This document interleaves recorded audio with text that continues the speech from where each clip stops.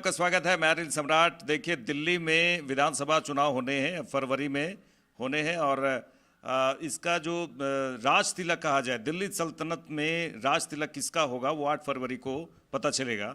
लेकिन अभी जिस तरह से दिल्ली में राजनीतिक सरगर्मी तेज हो गई है और एक से बढ़कर एक कहा जाए कि रेवड़ियां बांटी जा रही है। अगर आप सरकार पे बीजेपी ने ये हमला किया था कि आप सरकार रेवड़ियां बांटती है, लेकिन उन्होंने खुद अब आगे बढ़कर एक कदम आगे बढ़कर वो उन्होंने जिस तरह से संकल्प पत्र जारी किया, कल की बात कर रहे हैं, तो उस संकल्प पत्र में कई बातें आई सामने, जिसमें से सीधे सीधे आप पार्टी के नेता कहा जाए सीधे सीधे आरोप बीजेपी पर अब लगा रहे हैं कि अगर हमने रेवड़ियां बांटी है तो आप क्या बांट रहे हैं, आप पापड़ बांट रहे हैं क्या। इस तरह से कई बातें अब सामने आ रही है। लेकिन सबसे पहले हम चर्चा करेंगे, हमारे सहयोगी रेखा जी हैं और इनसे हम चर्चा जारी रखेंगे। लेकिन सबसे पहले देखिए, केंद्रीय अध्यक्ष जेपी नड्डा, बीजेपी के केंद्रीय अध्यक्ष जेपी नड्डा क्या कुछ कह रहे हैं और इस पर अरविंद केजरीवाल जो आप पार्टी के राष्ट्रीय संयोजक वो क्या कुछ कह रहे हैं और जिस तरह से तस्वीर आई है दिल्ली के, उसको लेकर भी हम इस पर चर्चा करेंगे और उसमें राहुल गांधी क्या कुछ कहते हुए नजर आ रहे हैं। देखिए, यहाँ पे बड़ा ही अजीब विचित्र दिल्ली का विधानसभा चुनाव लग रहा है। त्रिकोणीय मुकाबला क्या कहा जाए इसमें, जब लोकसभा में जब आप और कांग्रेस एक साथ में थे और इस समय विधानसभा चुनाव जब होने वाले हैं उसमें आप और कांग्रेस बिल्कुल अलग है। लेकिन सबसे पहले हम बयान सुनते हैं, बातें सुनते हैं और किस तरह रेवड़ियाँ की सरकार अब आने वाली है वहाँ पर, उसे सुनते हैं और उसके बाद चर्चा जारी रखेंगे।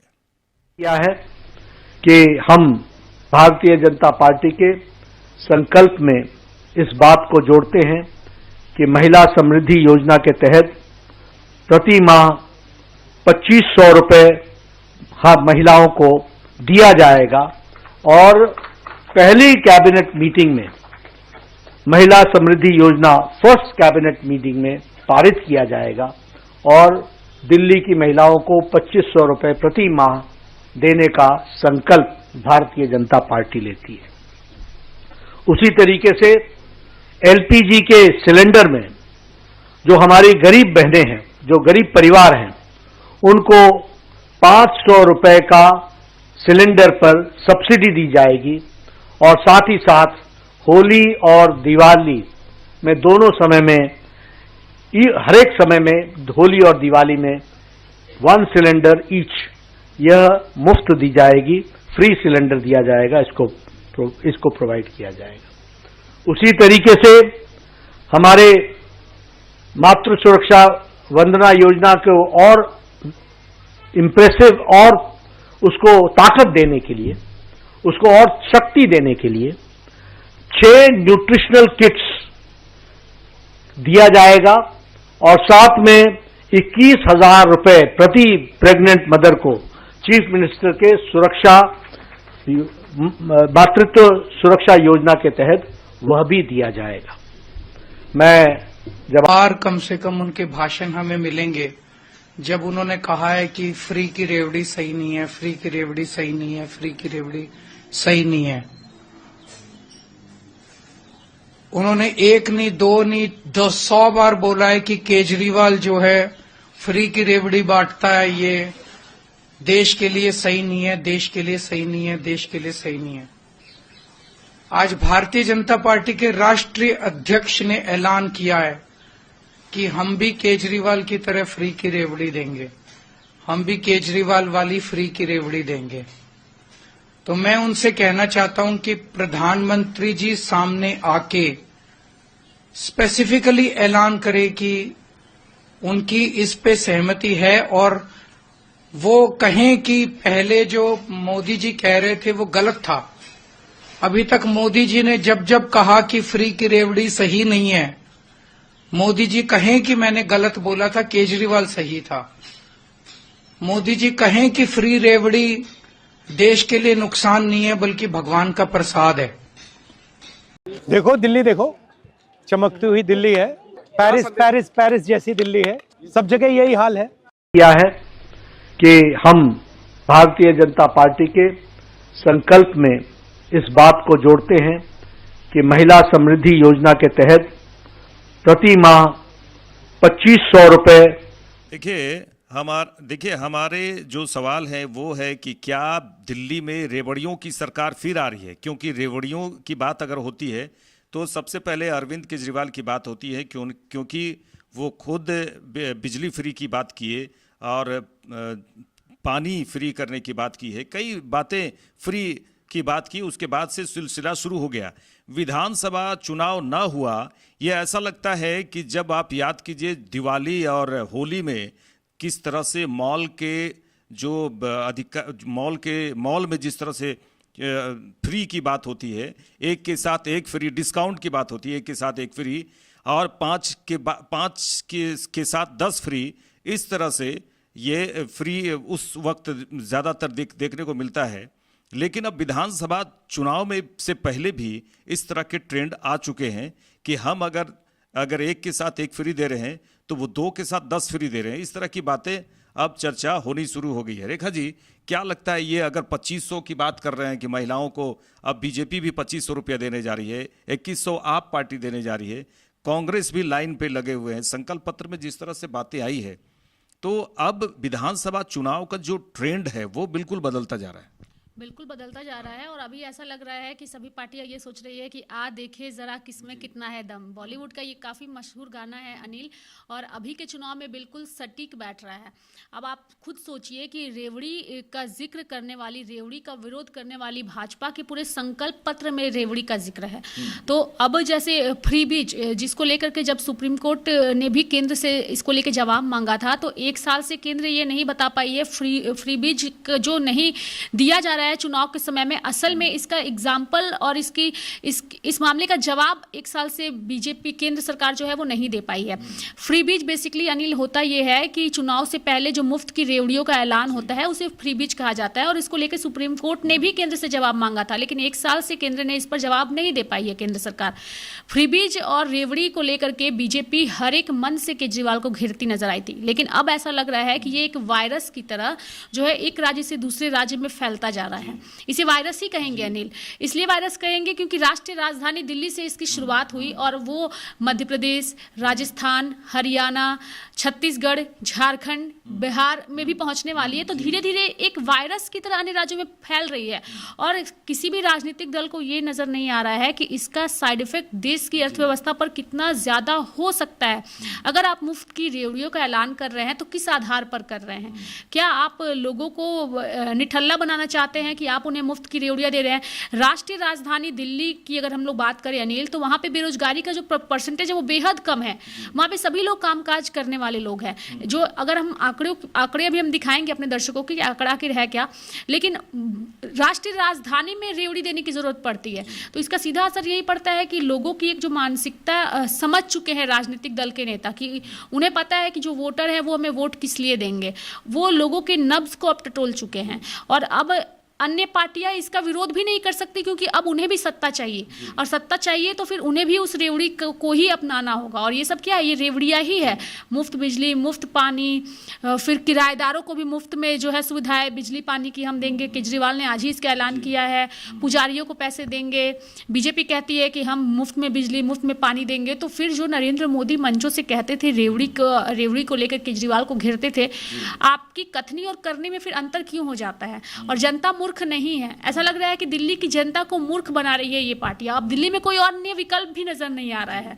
जैसे झारखंड में एक विकल्प था, जयराम महतो की पार्टी थी, तो एक विकल्प के तौर पे नजर आ रही थी और उसने एक मुकाम हासिल भी किया। लेकिन दिल्ली में बीजेपी, कांग्रेस, केजरीवाल, अब यहाँ पे मूर्खता देखिए जनता को कैसे बनाया जाता है कि लोकसभा चुनाव में ये इंडी गठबंधन एक हो जाता है, दिल्ली के विधानसभा चुनाव में ये इंडी गठबंधन टूट जाता है।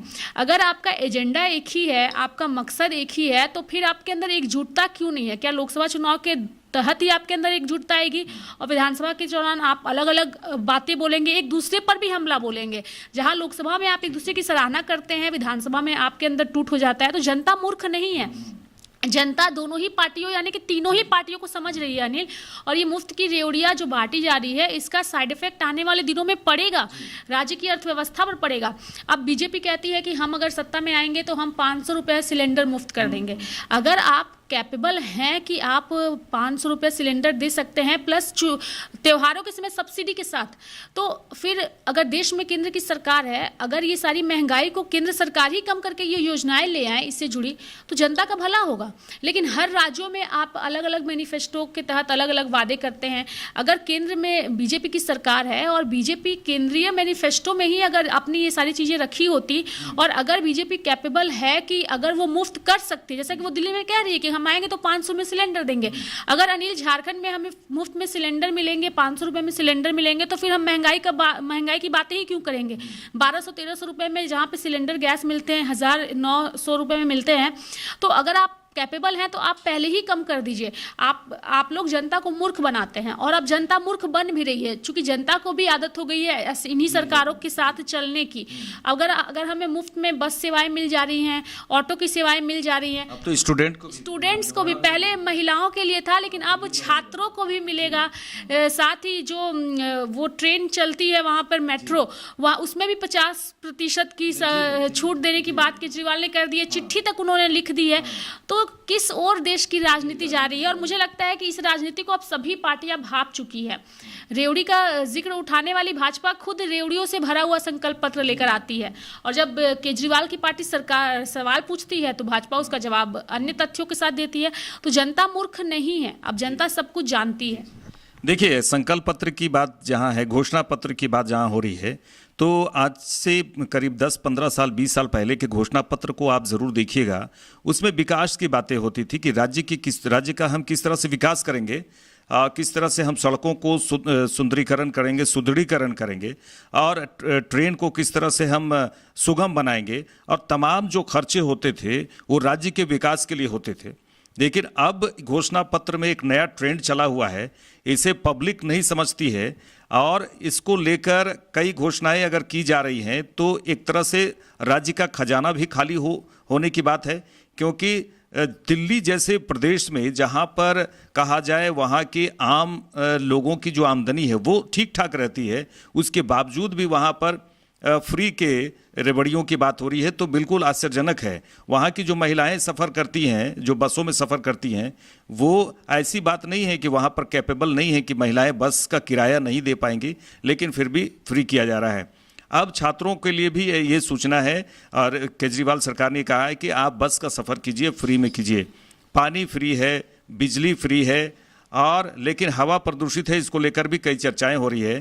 तो आने वाले समय में ऐसा लगता है कि हालांकि कांग्रेस के नेता संदीप दीक्षित ने ये कहा है कि अगर सब कुछ फ्री की बात कर रहे हैं, सब कुछ रेवड़ियों की बात कर रहे हैं, तो चुनाव ही क्यों किया जा रहा है, चुनाव ही क्यों किया जा रहा है। क्योंकि सब लोग कहेंगे कोई 2100 दे रहे हैं, कोई 2500 दे रहे हैं, ऐसा हो रहा है, कोई 5000 दे रहे हैं, तो ये तो फिर चुनाव का जो ट्रेंड है ये बिल्कुल बदल सा गया है। तब तो निश्चित तौर पे जो घोषणा नहीं कर रहे हैं, जो इन बातों से दूर है, जैसे झारखंड की बात करें, झारखंड में भी 2100 रुपये देने की बात, फिर 2500 रुपये की देने की बात अलग अलग राजनीतिक पार्टियां की, लेकिन अगर जेएलकेएम की बात करें, उन्होंने कुछ नहीं किया।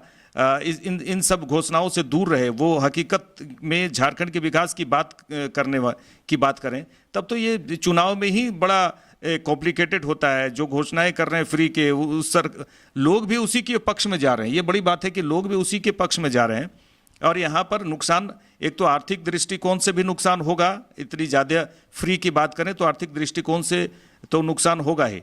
तो तमाम बातों को लेकर हम आज यही बात किए कि क्या फिर एक बार फिर रेवड़ियों की सरकार आएगी। हम बीजेपी पर भी बोल रहे हैं और आप पार्टी पर भी बोल रहे हैं, कांग्रेस भी पीछे नहीं है, लेकिन निश्चित तौर पे अब क्या फिर एक बार, रेखा जी, क्या आपको लगता है रेवड़ियों की सरकार एक बार फिर आएगी, चाहे जिसकी सरकार आए? जिसकी भी सरकार आए, रेवड़ी तो आनी है। अगर केजरीवाल की आती है तब भी रेवड़ी आएगी, बीजेपी की आएगी तब भी रेवड़ी आएगी, और कांग्रेस की आती है तब भी रेवड़ी आएगी, बिल्कुल। और ये भी आप नहीं कह सकते कि कांग्रेस की सरकार नहीं आ सकती। शीला दीक्षित ने 10 सालों तक कांग्रेस पार्टी की मुख्यमंत्री के तौर पर, शीला दीक्षित की बात अगर कर रहे हैं तो शीला दीक्षित की बात में देखिए, सचमुच में शीला दीक्षित का जितना चर्चा होता है कि नहीं, वहां पे जो काम हुआ शीला दीक्षित के समय में, रोड की बात करें, पानी की बात करें, तमाम, उस समय रेवड़ियों की बात नहीं होती थी। तो फोकस राज्य के विकास पर होता था। बिल्कुल फोकस राज्य के विकास पर होता था। और सही आपने कहा कि पहले के जो मैनिफेस्टो होते थे उसमें कहा जाता था कि अगर हम सत्ता में आते हैं तो हम ये सारी चीज़ें करेंगे, ये व्यवस्थाएं लाएंगे, ये योजनाएं लाएंगे। अभी के मैनिफेस्टो को देखा जाए तो उसको नाम सबने संकल्प पत्र कर दिया जाता है और उस संकल्प पत्र में सिर्फ और सिर्फ रेवड़ियाँ होती है। लेकिन क्या इस रेवड़ियों से राज्य और देश का डेवलपमेंट होगा? नहीं होगा, क्योंकि ये रेवड़ियाँ कहाँ से आ रही है? जो विकास के पैसे होते हैं, जो अन्य योजनाओं के लिए अन्य विभागों में दिए जाते हैं, उन विभागों से ही पैसे लेकर के रेवड़ियों के तौर पे दिए जा रहे हैं। अब विभाग के पास पैसे ही नहीं रहेंगे अपने क्षेत्र के विकास को लेकर के, तो वो कहाँ से विकास करेंगी? या तो आप रेवड़ी दीजिए या तो आप विकास करिए। तो अब जैसे राज्य में ही मैया सम्मान योजना को ले लीजिए, हालांकि इसके आंकड़े को लेकर के भी हम लोग दर्शकों के साथ चर्चा करेंगे फिलहाल, लेकिन एक यहाँ पे जानकारी मैं दर्शकों को यही दे दूं कि मैया सम्मान योजना के तहत जो राशियां जनता के खाते में जा रही हैं, कई महिलाएं ऐसी हैं अनिल जिनके खाते में पैसे गए ही नहीं हैं। शुरुआत में जब हेमंत सोरेन नहीं आई थी तब पैसे गए थे, लेकिन अब नहीं गए हैं। उन महिलाओं को भी हम लोग लेकर आएंगे, उनसे भी बातचीत करेंगे। तो ये एक दोहरी नीति नजर आ रही है, जनता को भी ठगा जा रहा है। जनता को अब दो तबके में बांट दिया गया है। शुरुआत में चुनाव के वक्त सभी को उस लिस्ट में रखा जाता है, जब चुनाव जीत आते हैं, सत्ता में काबिज हो जाते हैं, तो उस लिस्ट का बंटवारा कर देते हैं और क्राइटेरिया डिसाइड करते हैं। तो ऐसा नहीं होता। अगर जनता है और सभी के लिए वो सारी योजनाएं हैं तो सभी को उसका लाभ भी मिलना चाहिए। इसके लिए आरक्षण नहीं होना चाहिए, क्योंकि आरक्षण की मार अगर सबसे ज्यादा इस देश में कोई भुगतता है तो वो जनरल कैटेगरी के लोग भी भुगतते हैं। और अगर रेवड़ियों का भी जिक्र होता है तो उस रेवड़ी के जिक्र में अगर उसकी भी मार कोई भुगत रहा है तो वो जनरल कैटेगरी के लोग ही भुगत रहे हैं। गरीब तबके के लोगों को आरक्षण में भी फायदा हो जाता है, उसका लाभ लेकर के वो सरकारी पदों पर काबिज रहते हैं। उनके घर की महिलाओं को मैया सम्मान योजना जैसी योजनाओं का लाभ मिल जाता है। और जो एक वर्ग है वो वर्ग इसमें सबसे ज्यादा पिसता है। अगर टैक्स भरने की भी बात आए तो मिडिल क्लास के लोग सबसे ज्यादा जो है इस टैक्स के क्राइटेरिया में उनके ज़्यादा आते हैं। एक आंकड़ा अनिल मैं यहाँ पे बताऊंगी, आर्थिक नजरिए से अगर देखा जाए तो भारत में वोटर जो हैं वो 3 स्तर के हैं। एक है उच्च वर्ग, मध्यम वर्ग और एक है निम्न वर्ग या गरीब। इनमें सबसे सब कैटेगरी भी है, लेकिन महंगाई, टैक्स, बेरोजगारी की जो जद्दोजहद और सुविधाओं को जुटाने की जो कवायद सबसे ज्यादा मध्यम वर्ग को झेलनी पड़ती है अनिल, मुझे लगता है ये चीज आप भी जानते होंगे। तो अब जैसे देखिए क्या हो रहा है कि जो ये सारी मुफ्त की वादे किए जाते हैं, इन वादों से भले जनता के वोट वो पा लेते हैं, लेकिन बाद में एक बोझ उनके ऊपर भी पड़ता होगा। क्योंकि सत्ता में काबिज होना है तो साम दाम दंड भेद के तहत हम काबिज तो हो जाते हैं, लेकिन उसके बाद की जो समस्याएं आती है उसको निपटना मुश्किल होता है। और यही हाल झारखंड में मैया सम्मान के दौरान देखने को मिला कि चुनाव जीतने के 3 महीने के बाद मैया के खाते में जो है वो पैसे जाते हैं। तो ये एक समस्याएं हैं अनिल, और सरकार सोचती नहीं है या तो समझती नहीं है और सिर्फ जनता को मूर्ख बनाने में काम करती है। तो दिल्ली की जनता फिलहाल मूर्ख लग भी रही है और मूर्ख बन भी रही है। देखिए, अगर झारखंड की बात करें तो यहाँ पे जब जिक्र छिड़ गया है तो मैं बता दूं कि मैया सम्मान योजना में जिस तरह से 1,000 रुपये जब दिए जा रहे थे तो उस समय तो चलिए ठीक लग रहा था, लेकिन कहा जाए कि 2500 काफ़ी भारी पड़ गया। और ये भी बता दें दर्शकों को कि अन्य विभागों से जुगाड़ टेक्नोलॉजी से अन्य विभागों से भी पैसे इकट्ठा किया जा रहा है और उसके बाद मैया सम्मान योजना दिया जा रहा है। तो सोचिए कि उस विभाग में कितनी परेशानियां होंगी। अगर डेवलपमेंट के काम हो जाए तो होने लगे तो काफ़ी दिक्कतों का सामना करना पड़ेगा। तो एक तरह से कहा जाए कि थोड़ा सा भारी तो ज़रूर पड़ता होगा कि हमने ये जो घोषणा कर दी है ये खुद ही पर भारी पड़ रहा है, क्योंकि आर्थिक बोझ जो है, आर्थिक दिवालापन ना हो जाए झारखंड का, या फिर जिस प्रदेश में भी इस तरह से होते हैं। अरविंद केजरीवाल ने कहा कि अगर कोई पूछे कि इतने पैसे कहाँ से लाते हैं तो अरविंद केजरीवाल ने कहा कि बोल देना कि मैं जादूगर हूं। जिस तरह से ये बचकाने की तरह बातें लगती है कि एक सीएम जो है, दिल्ली के सीएम इस तरह बोलते हैं मैं जादूगर हूं, बोल देना कहां से पैसे आ रहे हैं। तो तमाम तरह की बातें हैं। लेकिन अगर बिहार में बात कीजिए, चलिए बिहार में भी 2025 में चुनाव है और वहां भी अभी से आरजेडी ने ये घोषणा कर दी है, महिलाओं को सम्मान राशि देने की बात की है। तो तमाम राज्यों में जिस तरह से चुनाव हो रहे हैं, इसमें रेवड़ियों की बात जरूर होती है। इसमें इस माया जाल में फंसते हैं लोग। और बंटाधार अगर कहा जाए, राज्य का बंटाधार, विकास का बंटाधार ही होता है, क्योंकि इस तरह की जब फ्री की रेवड़ियाँ बांटी जाएगी तो राज्य का बंटाधार ही होगा। बिहार में भी अब घोषणाएं शुरू हो गई है। अब देखना है कि बीजेपी और जेडीयू मिलकर क्या घोषणा पत्र में महिलाओं को किस तरह से सम्मान राशि प्रदान करते हैं, वो देखने वाली बात होगी। राज्य का विकास जो है कुछ थम सा जाता है, ऐसा लगता है, क्योंकि घोषणा पत्र में विकास, राज्य के विकास से संबंधित बात होनी चाहिए, लेकिन अब रेवड़ियों की बात। जल्दी से रेखा जी अभी बताइएगा कि घोषणा पत्र में जिस तरह से बातें होती है तो राज्य का विकास की बात को ज़्यादा फोकस देना चाहिए, और हो ना हो आने वाले समय में सुप्रीम कोर्ट ये इस तरह से आदेश न दे दे कि राज्यों में जिस तरह से रेवड़ियों की बात हो रही है उसमें कुछ अंकुश हो सकता है सुप्रीम कोर्ट भी लगाने को अग्रसर। अभी इसमें नहीं हो सकता है अनिल, इसलिए नहीं हो सकता है चूंकि ये जो फ्रीबीज है इसको लेकर के सटीक जवाब भी किसी के पास नहीं है कि अगर जो ऐलान होते हैं वो ऐलान क्यों नहीं होने चाहिए। अगर कोई सत्ता में आके कहता है कि हम अगर सत्ता में आएंगे और हम ये सारी चीज़ें आपके लिए करेंगे तो इस पर रोक क्यों होनी चाहिए, इस पर रोक भी नहीं होनी चाहिए। अब देखिए सुप्रीम कोर्ट तो उस पर सबकी नज़र टिकी होती है, और ये जो रेवड़ी का पूरा मामला है हमने बताया भी थी कि सुप्रीम कोर्ट ने इसको लेके केंद्र से जवाब भी मांगा था, लेकिन अब तक जवाब नहीं दिया गया है। मतलब ये फ्रीबीज जो है इसको डिस्क्राइब भी नहीं किया गया है अच्छे तरीके से कि ये क्यों नहीं देना चाहिए किसी पार्टी को आकर के। फ्रीबीज बेसिकली होता यही है कि राजनीतिक दल अपने राजनीतिक फायदे के लिए चुनाव से पहले जो वादे करते हैं उसे फ्रीबीज कहा जाता है, तो इसको एक्सप्लेन उन लोगों को करना है। लेकिन यहाँ पर दिल्ली की जनता हो या अन्य राज्यों की जनता हो, अब जो पढ़े लिखे वोटर है मुझे लगता है उन्हें ये सारी चीज़ें समझ में भी आती होंगी, लेकिन आप ये भी समझिए कि जो पढ़े लिखे वोटर है वो ज़्यादातर वोट डालते ही नहीं है, क्योंकि जब वो वोटिंग का वक्त होता है तो वो दूसरे जगहों में होते हैं, पढ़ाई करते हैं। सबसे ज़्यादा वोट अगर कोई डालता है तो ग्रामीण क्षेत्रों के लोग डालते हैं जो थोड़े कम पढ़े लिखे होते हैं, जो घरों के अंदर चूल्हा चौका करके कामकाज करते हैं, तो उन्हें बहुत सारी चीज़ें समझ में नहीं आती। उन्हें अगर मुफ्त में कुछ मिलेगा तो वो लेंगे ही लेंगे, वो उसे काटेंगे भी नहीं और ना ही नज़रअंदाज करेंगे। मुफ्त में अगर उन्हें एक जगह से दूसरी जगह जाने के लिए बस मिलेगी तो उसका भी लाभ वो लेंगे, उनके लिए वो सहूलियत है, क्योंकि उन्हें एक सुविधा सरकार दे रही है। तो इसके दो मायने हैं। अगर आप उनकी दृष्टि से सोचिए, जो गरीब तबके के लोग हैं उनके लिए काफ़ी अच्छा है, क्योंकि उन्हें मिल रहा है, क्योंकि उनकी इनकम उतनी ज़्यादा नहीं है तो मुफ्त में चीज़ें मिल रही है। लेकिन अर्थव्यवस्था की दृष्टि से देखा जाए तो ये बिल्कुल खोखला करने वाली योजनाएं हैं जो सरकारें बात कर रही है, चाहे वो बीजेपी हो, आम आदमी पार्टी हो या फिर कांग्रेस ही क्यों ना हो। चलिए, आने वाले समय में देखा जाए कि जिस तरह से अभी का जो दौर चल रहा है वो सभी लोग देख रहे हैं। आने वाले समय में ये भी हो सकता है रेखा जी कि चुनाव हो और अगर जिनके घर में जो राशन जितना खर्च होता है वो केवल सरकार को बता दें, पूरा राशन का जो है वो पैसा मिल जाएगा। सब्जियों में जितना खर्च होता है वो बता दें, वो सारा खर्च मिल जाएगा। अगर उन्हें बाइक लेना हो, साइकिल लेना हो, कुछ भी लेना हो, वो सरकार को एक बता दें, क्योंकि पूरी तरह से जब फ्री ही कर रहे हैं तो पूरी तरह फ्री कर दीजिए। और अगर किसी को भाई नौकरी नहीं मिल रही है तो छोड़ दीजिए, आपको हम पूरा मंथली का सैलरी दे रहे हैं, सरकार की ओर से सभी युवाओं को सैलरी मिलेगी, आप काम करें ना करें। तो ये सब भी ट्रेंड अब आने वाला समय में शुरू होगा। बिल्कुल होगा अनिल। यहाँ पे एक चीज बात मैं बताना चाहूंगी, जब चुनाव से एक दिन पहले, 2 दिन पहले आपने भी सुना होगा कि पार्टियों की ओर से लोगों को लुभाने के लिए पैसे बांटे जाते हैं, कई सारे वीडियोज आते हैं।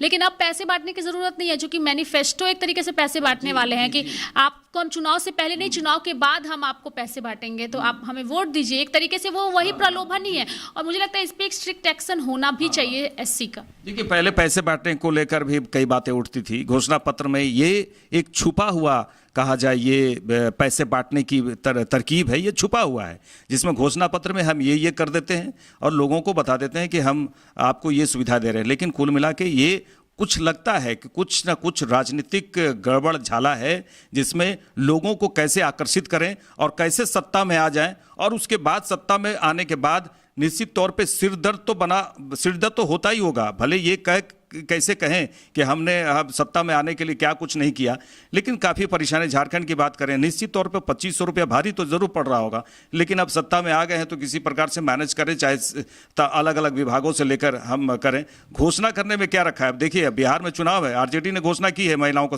तमाम तरह की घोषणाएं होंगी। अब चलिए, बीजेपी, जेडीयू तमाम तरह की घोषणाएं करेंगे ही अपने घोषणा पत्र में, तो ये सब हो रहा है। तो दिल्ली की बात हम कर रहे थे, क्या इस बार फिर दिल्ली में रेवड़ियों की सरकार आएगी? क्योंकि रेवड़ियां खूब बट रही है दिल्ली में, अब लूट लीजिए। देखते रहिए लाइव इंडिया। नमस्कार।